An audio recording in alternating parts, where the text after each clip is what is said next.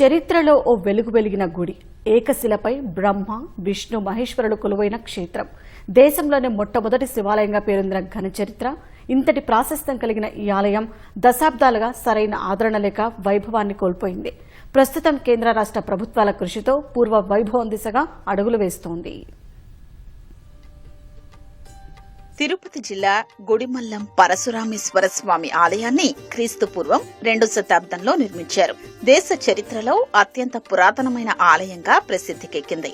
పల్లవ, చోళ, విజయనగర రాజుల కాలంలో ఈ ఆలయం ఎంతో అభివృద్ధి చెందినట్లు చారిత్రక ఆధారాలు ఉన్నాయి. అయితే కాలక్రమంలో సరైన ఆదరణకు నోచుకోలేదు. చిన్నపాటి వర్షానికే పైకప్పు నుంచి నీరు కారే పరిస్థితి. గోపురాలు కళాహీనంగా మారాయి. రాష్ట్రంలో కూటమి ప్రభుత్వం అధికారంలోకి వచ్చాక ఈ చారిత్రక కట్టడంపై ప్రత్యేక దృష్టి సారించింది. శతాబ్దాల చరిత్ర కలిగిన పరశురామేశ్వర స్వామి ఆలయం అభివృద్ధికి ప్రణాళికలు రూపొందించింది. పురావస్తు శాఖ పరిధిలో ఉన్న ఆలయానికి కేంద్ర ప్రభుత్వ సాయంతో జీర్ణోద్ధరణ కార్యక్రమాలు చేపట్టింది.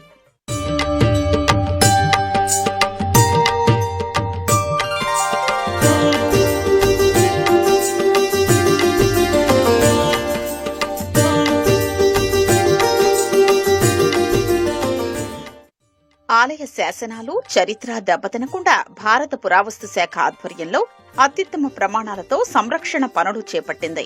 లక్షల రూపాయల వ్యయంతో ప్రాచీన విధానాల్ని అనుసరిస్తూ పైకప్పు, నంది విగ్రహం, ఇతర శిథిల నిర్మాణాలకు పునరుజ్జీవనం పోస్తున్నారు. కరక్కాయ, సున్నం, బెల్లం మిశ్రమాన్ని ఈ పనుల్లో వినియోగిస్తున్నారు. ఈ పనులన్నీ మరో 6 నెలల్లో పూర్తి కానున్నాయి. భవిష్యత్తులో ఆలయ నిర్వహణ బాధ్యతల్ని టీటీడీకి అప్పగించే ప్రతిపాదనలు ఉన్నాయని archaeological survey of India director Muniratnam Reddy తెలిపారు.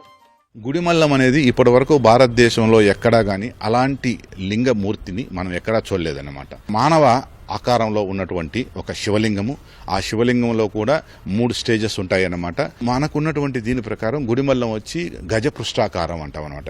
పల్లవాస్ ఇన్స్క్రిప్షన్స్ దగ్గర నుంచి పల్లవాస్ తర్వాత ఉన్నటువంటి రాజులందరూ కూడా శాసనాలన్నీ కూడా అక్కడ దొరికాయన్నమాట. లింగం దగ్గరకు వచ్చేటప్పటికి 2000 ఇయర్స్ బ్యాక్ అనమాట. స్ట్రక్చర్స్ లేటర్ ఆన్ పల్లవులు కావచ్చు, చోళులు కావచ్చు, విజయనగర రాజులు కావచ్చు, వైదుంబలు కావచ్చు, నొలంబాస్ కావచ్చు, వీళ్ళందరూ కూడా అక్కడ ఉన్న శాసనాల ద్వారా గుడిమల్లాన్ని అభివృద్ధి చేయడం జరిగింది. కానీ ఆ గుడిమల్లంకి రావాల్సినంత పేరు ప్రఖ్యాతులు రాని దాని వల్ల చాలా మంది కూడా ఇంకా కూడా అది ఎక్కడుందని కూడా అడుగుతున్నారు. దశాబ్దాల తర్వాత గుడిమల్లంలో మహాకుంభాభిషేకానికి ముహూర్తం ఖరారైంది. ఏప్రిల్ 19 నుంచి 23 వరకు ఈ వేడుకను అంగరంగ వైభవంగా నిర్వహించనున్నారు. ఈ కార్యక్రమానికి దేవాదాయ శాఖ తరపున 30 లక్షల రూపాయలు కేటాయించనున్నారు. దాతల నుంచి విరాళాలు సేకరించి ఈ వేడుకను దిగ్విజయం చెయ్యాలని ఆలయ పాలకవర్గం సంకల్పించింది. ఎట్టకేలకు గుడిమల్లం ఆలయానికి మంచి రోజులు వస్తున్నందున భక్తులు, స్థానికులు హర్షం వ్యక్తం చేస్తున్నారు.